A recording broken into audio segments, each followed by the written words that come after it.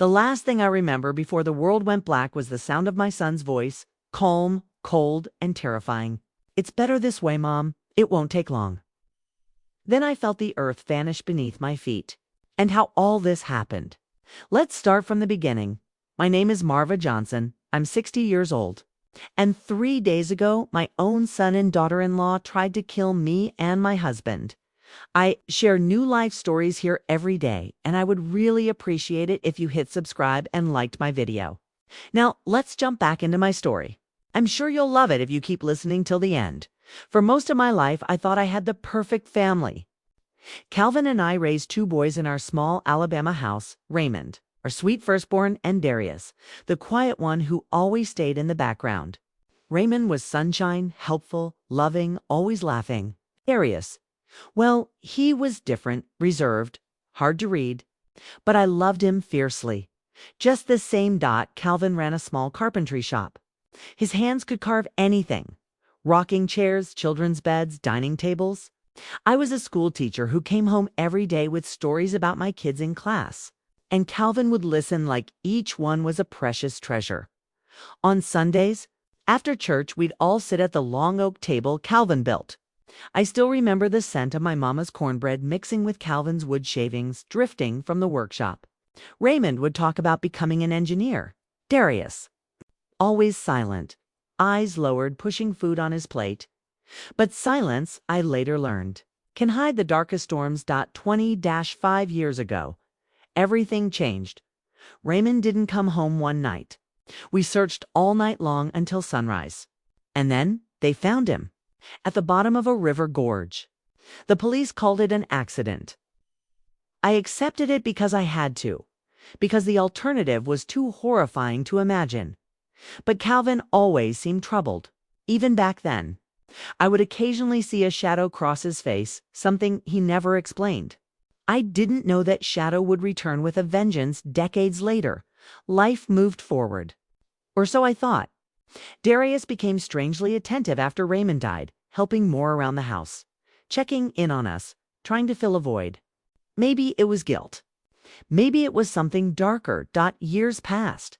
Darius married Tiffany, a woman with a sweet smile and calculating eyes. They had 2 kids, visited often, brought gifts, cooked meals. I thought God had blessed me with a second chance at family joy. But 6 months ago, the mask started to crack. It began when Darius suggested we update our will. Innocent enough, right?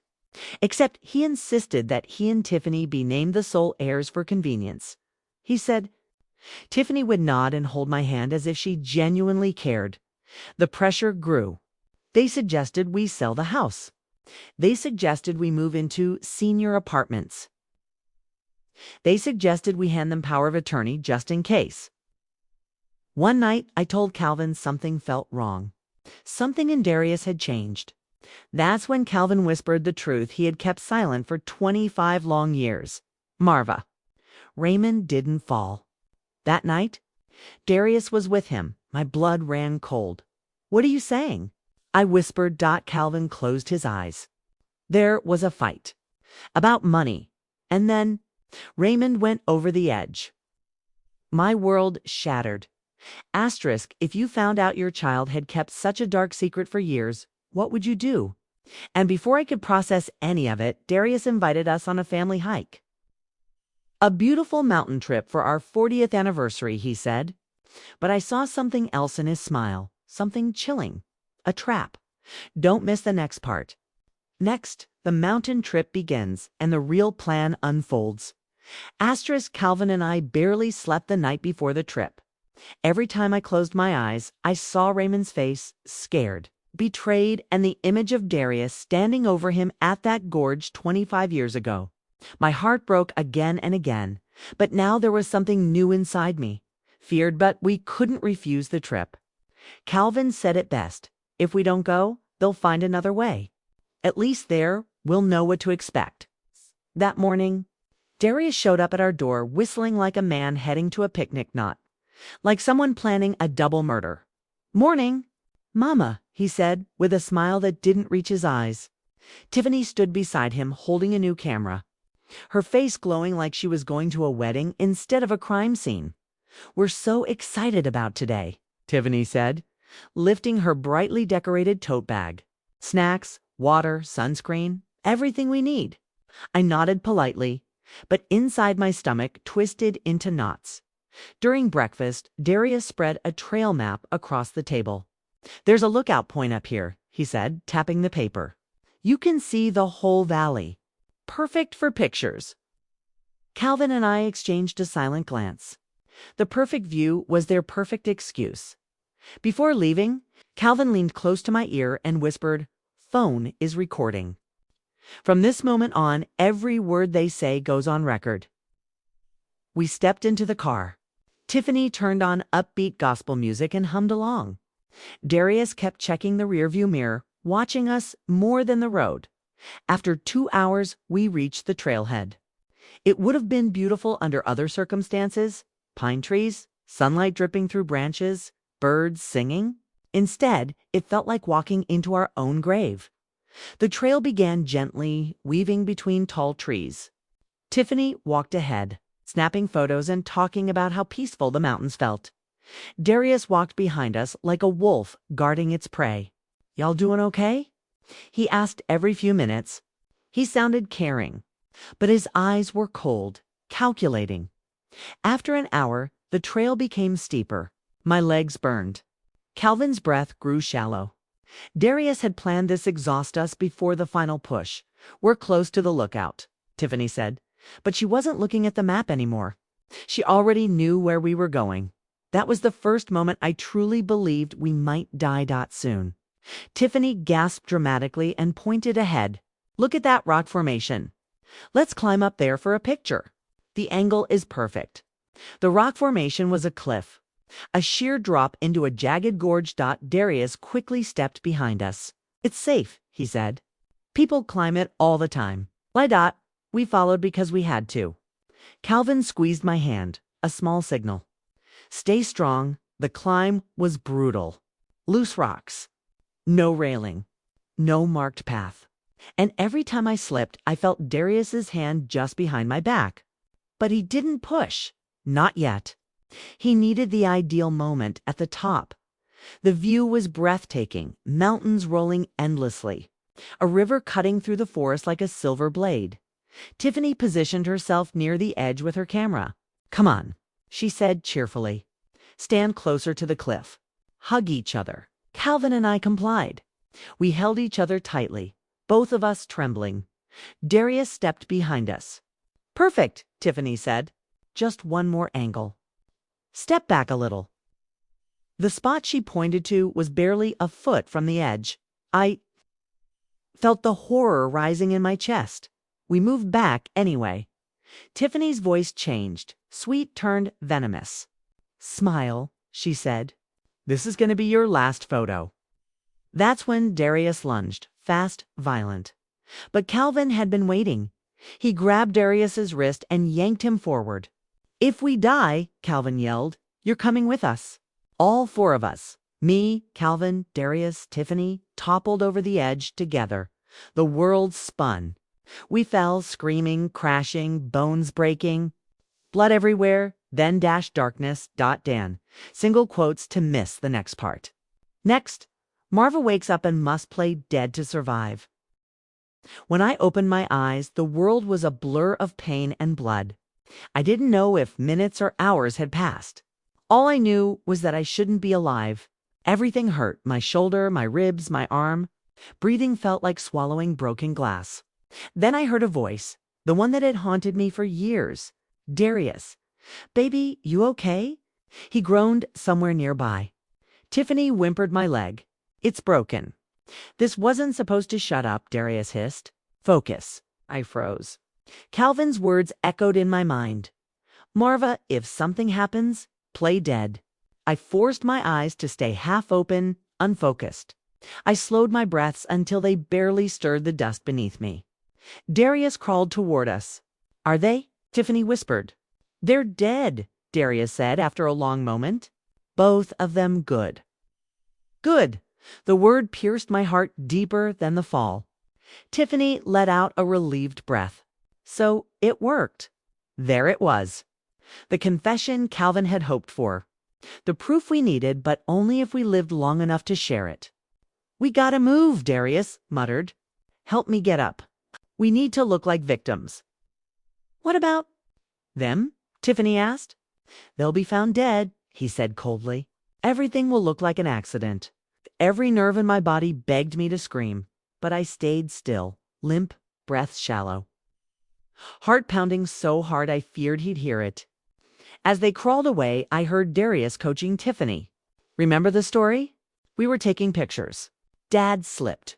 He grabbed Mom. We tried to help and fell too." "You got it?" "I know," Tiffany whispered. "We practiced." "Stop repeating it." When their voices faded into the distance, a faint rasp sounded near me. Marva. It was Calvin. I turned the slightest bit toward him. He was alive, bloody, bruised, barely conscious, but alive. "We need help," I whispered. "There's no signal," he rasped. "My phone recorded everything. But we have to get out of here." I could barely think through the pain. "Can you move?" He groaned. "Not far." "They'll get help," I said. "They want to look innocent." "Then we wait," Calvin said weakly. "But we don't reveal we're alive until it's safe." Minutes crawled like hours. Then we heard voices, strangers' voices, and the sound of a helicopter. Rescuers. Tiffany was sobbing, her voice shaking dramatically.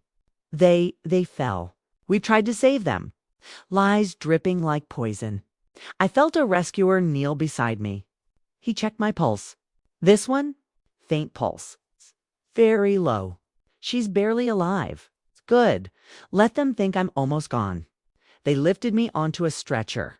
Calvin, too. Every bump sent fire through my bones, but I didn't flinch. In the helicopter, Tiffany cried louder, almost performing. "Oh God, I can't believe this happened."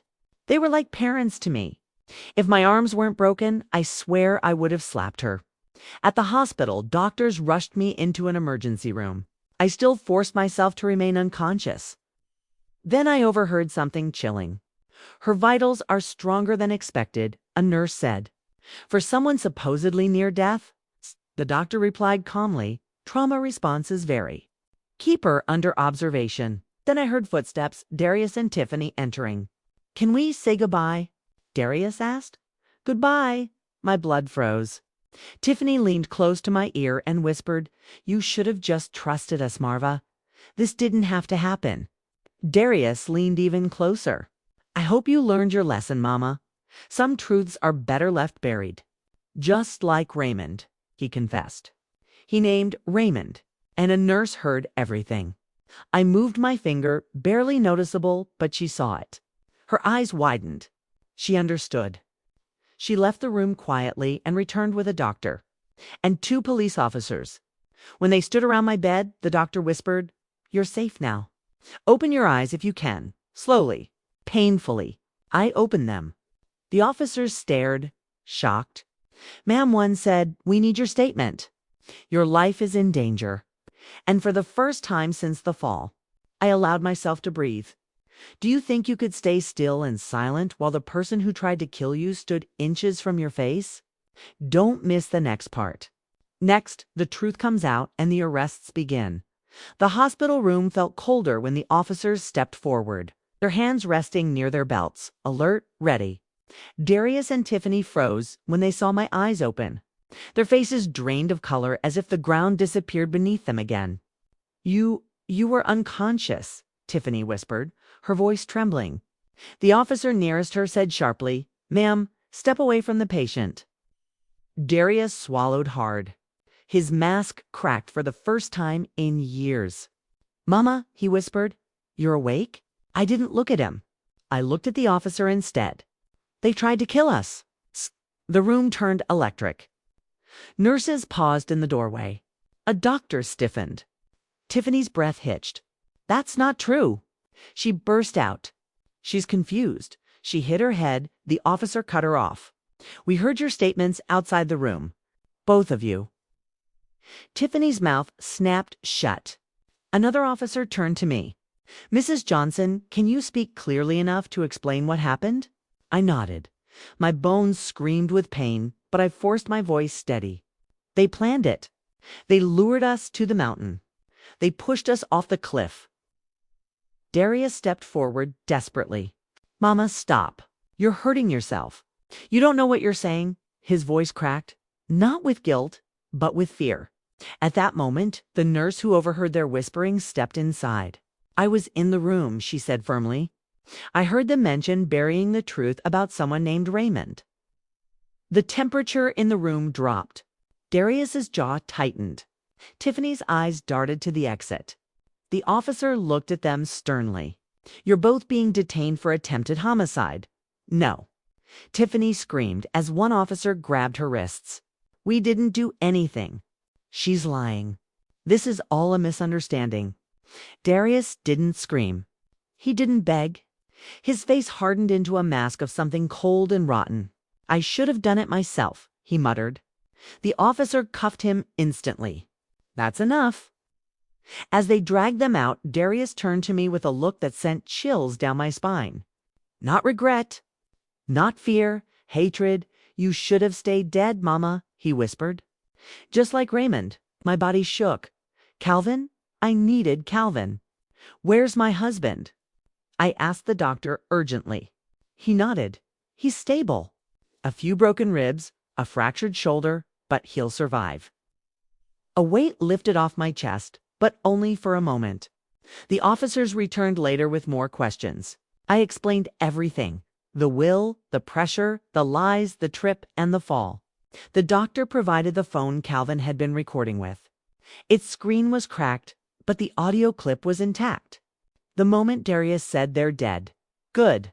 The moment Tiffany said so. It worked. The moment they rehearsed their fake story. Everything was captured. One officer nodded. This is strong enough to open a full investigation into what happened to your son Raymond as well. My heart clenched. Please, find the truth. I need to know. When they left, the room felt quiet again. Too quiet. My mind returned to Darius's hateful words. Just like Raymond. For 25 years, I had buried my questions because the truth was too dark to face. But now the darkness was opening wide, swallowing everything I thought I knew. A therapist came in to check on me. You're in shock, she said softly. Do you have anyone you want to talk to? I shook my head, tears burning hot. My husband. As soon as he's awake, she touched my hand gently. We'll bring him as soon as possible. Machines beeped. Pain throbbed through my body. But nothing hurt more than the betrayal. When a nurse finally wheeled Calvin into the room, I broke down. He reached out his good hand. We survived, Marva, he whispered. We made it. I don't know how we'll recover from this, I cried. Our own child. Our son. Calvin's eyes were full of sorrow. Some storms we don't survive as the same people. We survive as who we need to become. I rested my head gently on his hand and whispered, maybe this storm will finally reveal what really happened to Raymond. Would you be able to forgive a child who tried to end your life? Or would the betrayal be too deep to forget? Don't miss the next part. Next, Raymond's case is reopened, and the truth is darker than anyone knew. 2 days passed before the detectives returned. Calvin and I were finally put in the same recovery room, our beds side by side. He squeezed my hand every time the nightmares woke me. Nightmares of falling, of Darius's cold voice, of Raymond screaming in the dark that morning. Detective Howard and Detective Bailey stepped into the room. Their expressions were serious but not unkind. Mr. and Mrs. Johnson, Howard said, pulling up a chair. We need to talk about your son, Raymond. Calvin inhaled sharply. I felt his fingers tremble in mine. What about him? I whispered. Detective Bailey opened a file. We reviewed the old reports. Something never sat right with the lead detective back then, the angle of the fall, the position of the body, the lack of struggle marks. But there wasn't enough evidence to push a homicide investigation forward. Calvin leaned back, closing his eyes. I told myself it was an accident, he murmured. Marva needed to believe that. I needed to believe that. Bailey continued gently. We listened to the audio from Calvin's phone. Your son Darius referenced Raymond multiple times, and it raised major red flags. Detective Howard folded his hands. We interrogated Darius. My heartbeat slowed. Did he confess? Howard's jaw flexed. He didn't confess to murder, but he admitted they were at the river the night Raymond died. They argued.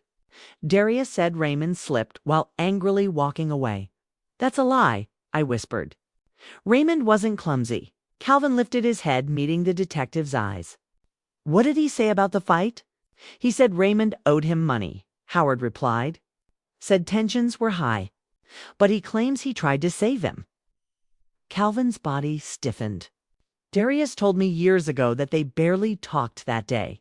He lied even then. Bailey exchanged a look with her partner. We also questioned Tiffany. She broke faster. She admitted something. Important. My breath froze. What did she say? I whispered. Bailey opened her notebook. She said Darius always resented Raymond. That he felt Raymond was the favorite. That he once said, and these are her exact words, Raymond gets everything. But accidents happen. My entire body went cold. Detective Howard looked at Calvin. We know this is painful, but we're reopening the case officially. Darius is now a primary suspect. Calvin swallowed hard, guilt flooding his face. I should have told someone back then. I should have protected him. Protected us. I touched his arm. You tried. You were scared. We both were, Howard continued. We also found a witness, a man who was fishing nearby that night. He was young back then, scared, didn't want to get involved. But when we contacted him this time, he opened up. Calvin straightened. What did he see? Bailey's voice softened. He heard two people yelling by the river.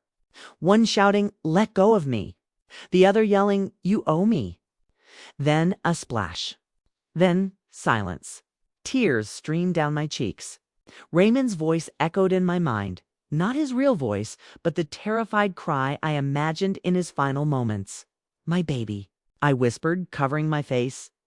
Calvin cried silently beside me. His strong hands, the same hands that built our home, our tables, our children's beds, now shook uncontrollably. Detective Howard stood.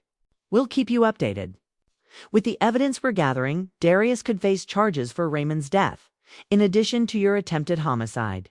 He paused. We're deeply sorry. After they left, silence settled over the room like a heavy blanket. Calvin finally spoke. All these years, he lived under our roof, ate at our table, smiled at us. After killing his own brother, turned toward him. Calvin, listen to me. This is not your fault. You didn't push Raymond. You didn't plan this. You protected us even on that cliff. He closed his eyes. But I didn't protect Raymond. You didn't know? I whispered. Darius fooled everyone. Even me. Calvin wiped his tears with his good hand. Marva, how do we live after this? I didn't answer. I didn't know how.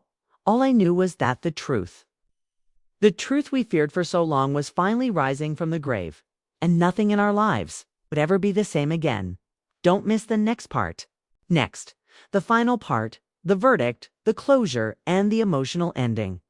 Asterisk, weeks passed. My bones healed slowly, but my heart. That was another story.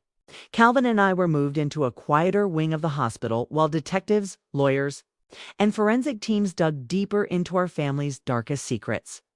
One morning, Detective Bailey came in with a file under her arm. Her face told me everything before she even spoke. Mrs. Johnson, Mr. Johnson, we have news. Calvin tightened his grip on my hand. Bailey sat at the foot of my bed. We concluded the forensic analysis on Raymond's case, and we've officially charged Darius with second-degree murder. My breath caught, even when I expected it. Hearing it was something else, Calvin shut his eyes. Dear God, Bailey continued gently. There were bruises on Raymond's wrist that matched Darius's grip strength. Fresh ones. Not documented properly back then. They also found his fingerprints on a section of Raymond's jacket on the back, as if he grabbed him during a struggle. My stomach twisted. He pushed him. Bailey nodded. All signs point to that. He did not slip. A piece of me shattered forever in that moment. Calvin bowed his head. I knew he had anger, but I never imagined. Not this. He hated Raymond, I whispered. Quietly, silently, it grew inside him all these years. Detective Bailey closed the folder. The DA is confident. With the evidence from the cliff, the audio file, and Raymond's reopened case, Darius will likely spend the rest of his life in prison. And Tiffany? Calvin asked. She took a plea deal, Bailey said. Testified fully. She served time, but less than Darius. My jaw tightened. Tiffany didn't deserve freedom, not even a sliver of it. But she was no longer our concern. Our battle was with something far heavier than the law. Grief. A few days later. Calvin and I were finally discharged from the hospital. Our home felt like a museum full of memories that suddenly looked different. Raymond's laughter echoed through every hallway. Darius's childhood photos stared at me like ghosts. I could never make peace with. Calvin sat at the kitchen table, the one he built, staring at an old picture of our two boys fishing together. Marva, he said quietly, I can't stop thinking. What made Darius turn into someone capable of this? I sat across from him looking at the same photo. Two little boys smiling at the camera, arms around each other. No hint of the evil that would come. Pain, I whispered. Jealousy, resentment, things he hid so well we mistook them for shyness. Calvin sighed. And we missed the signs, no? I said firmly. We did our best. We loved them both. But love can't fix what someone refuses to heal. He nodded, tears quietly rolling down his cheeks. I reached across the table and held his hand. Calvin, I said softly, we survived something most people never face. Not just the fall, but the truth, and we're still here. He squeezed my hand. We're still here. That night, I sat on the porch wrapped in a blanket. The sky was dark but peaceful. No cliffs, no screams, no lies. Just silence and the memory of a son I loved and lost. I closed my eyes. Raymond, I whispered, I'm sorry it took this long. I'm sorry we didn't know. But the truth is yours now. Your name is cleared. Your voice is heard. A breeze brushed my cheek, gentle, warm, and I let myself believe, just for a moment, that it was him. Calvin joined me quietly, resting his hand on my shoulder. It's over now, Marva. I shook my head softly. No, Calvin, it's not over, but we can finally breathe. We looked at the stars, the same stars our boys used to watch from the backyard, and for the first time in decades, I felt a kind of peace, not forgiveness. Not yet, maybe not ever, but peace. Before going inside, I whispered the final truth I had learned. Sometimes the people you love most can break you the deepest, but surviving them is the strongest thing you'll ever do. Sometimes life takes turns we never expect. Every person in this story carried their own pain, their own choices, and their own consequences. Maybe you saw yourself in one of them, or maybe it reminded you of someone you once knew. What do you think happened next? What would you have done if you were in their place? If you have any questions about what happened to the other characters, or if you want me to share more about them, just comment below. I read every message you leave, and your thoughts truly mean a lot to me. And if this story touched your heart, inspired you, or even made you think differently, please take a second to like this video and subscribe to the channel. It helps me keep sharing stories that move people, open minds, and remind us we're all human. At the end of the day, your support keeps these stories alive. Thank you for watching, for feeling, and for being part of this journey. More powerful stories are coming soon. Stay tuned and stay kind.